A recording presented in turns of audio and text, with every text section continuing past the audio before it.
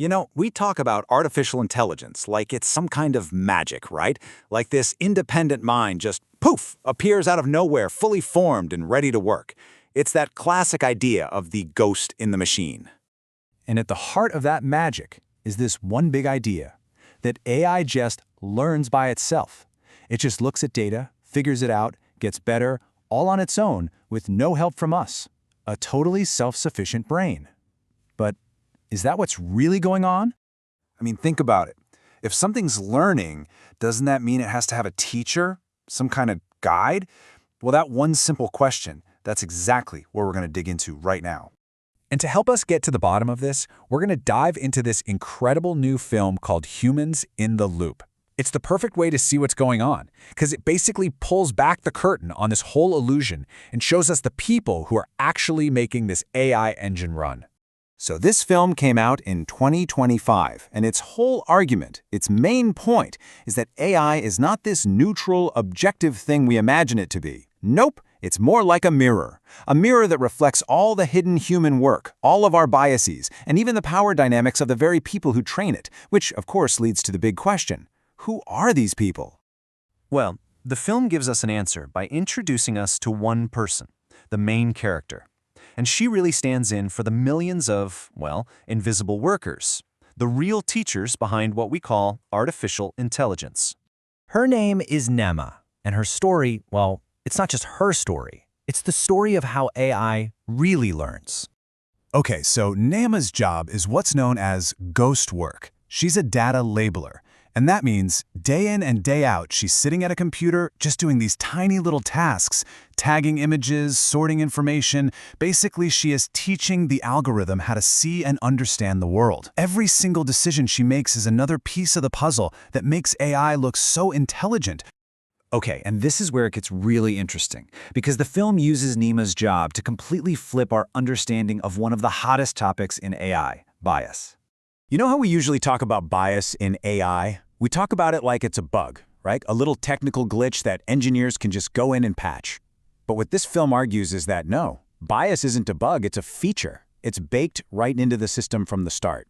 Think about it. When Nehma labels a photo as professional, she's not making some kind of objective, scientific call. She's using her own cultural background, her own experiences. And the AI, it learns her perspective, not some kind of absolute truth. And the film has this brilliant visual way of showing this. It keeps coming back to the bounding box. You know, that simple little square you draw around an object to tag it? Well, that box becomes a powerful metaphor for this whole process. It's about how this system takes the messy, complicated, beautiful reality of our world and forces it into these neat, simple, and yeah, often biased little boxes. So this all ties into a pretty heavy concept the film gets into called an epistemic hierarchy. It sounds complicated, but it's actually simple. It just means that some kinds of knowledge are valued way more than others. So the technical knowledge of a data scientist in Silicon Valley, that's seen as the gold standard. But the cultural, real-world knowledge of someone like Nehma in Jharkhand, that's just treated like raw material to be mined. Her wisdom gets used, but she doesn't get the credit or the value.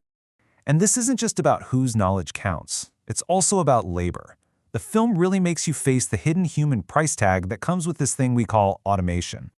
I mean, for you and me, using AI feels totally seamless, right? You ask it to do something and boom, it happens. It's effortless. It's magical. You just don't see the gears turning behind the scenes. But this is Nehma's reality. It's this endless, repetitive loop. Honestly, it looks less like the shiny future and more like a digital factory floor. Click, drag, select, verify, over and over. The film does an amazing job of showing you the sheer monotony, the strain, the exhaustion that powers our smooth digital world. There's this quote from a review of the film that just nails it. Automation isn't about getting rid of work. It's about hiding someone else's work, hiding their exhaustion.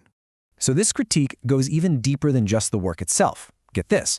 The film actually uses its own cinematography, its own style, to make a point about our digital world.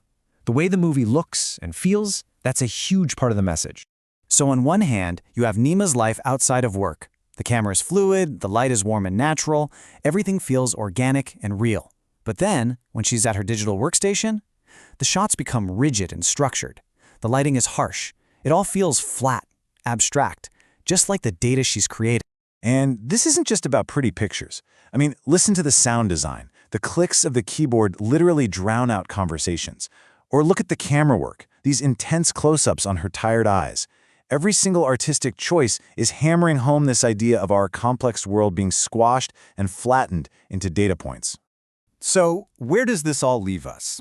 Well, it brings us right back to that title, Humans in the Loop.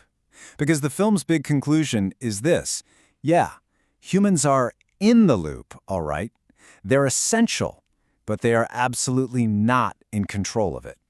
So at the end of the day, the film pulls all these ideas together. First, AI isn't some alien thing. It literally inherits our beliefs and ideologies. Second, this entire digital system is built on the labor of people we never see. And third, the power structures we have in our society, they get programmed right into our tech. It all comes down to this: what an AI knows is really just a reflection of who has the power to tell it what's real. And this really is the bottom line, the most powerful idea from the whole thing. The machine isn't really thinking. It's just accumulated human judgment. It's the decisions of millions of people like Nehma, all bottled up, and all made under very real economic pressure.